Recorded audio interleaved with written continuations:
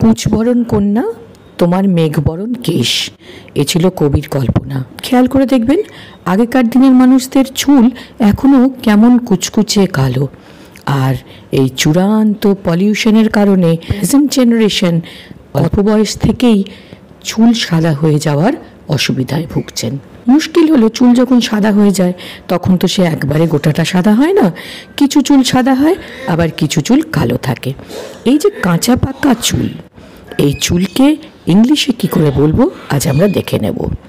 আমরা জানি নুন ইংলিশে সল্ট সাদা রঙের, এবং গোলমরিচ তা হলো কালো, ইংলিশে ব্ল্যাক পেপার।